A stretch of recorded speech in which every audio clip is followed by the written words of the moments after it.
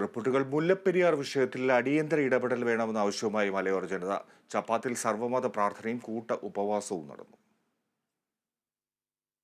വയനാട് ദുരന്തത്തിന് പിന്നാലെയാണ് ഇടുക്കിയിൽ മുല്ലപ്പെരിയാർ ഡാമുമായി ബന്ധപ്പെട്ട ആശങ്കകൾ വീണ്ടും ഉയർന്നു വന്നത്.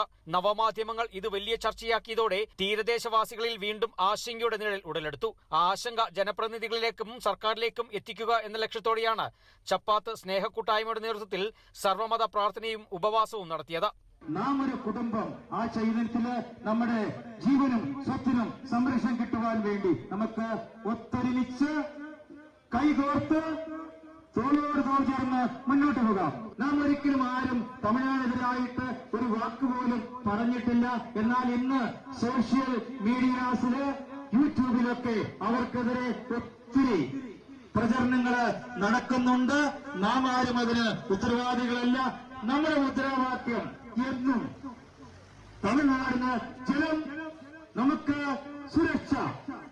മുല്ലപ്പെരിയാർ ഡാമിൽ അന്താരാഷ്ട്ര സമിതിയെ കൊണ്ട് അണക്കെട്ടിൽ പരിശോധന നടത്തണമെന്നതാണ് തീരദേശവാസികളുടെ ആവശ്യം. 2006 മുതൽ 2018 വരെ സമരനാളുകളിൽ നിന്നും പ്രചോദനം ഉൾക്കൊണ്ട് ഒരു സമ്മർദ്ദ ശക്തിയാകാനാണ് മുല്ലപ്പെരിയാർ സമരസമിതി തീരുമാനിച്ചിരിക്കുന്നത്. Bineesh Antony, Kerala vision news, Idukki.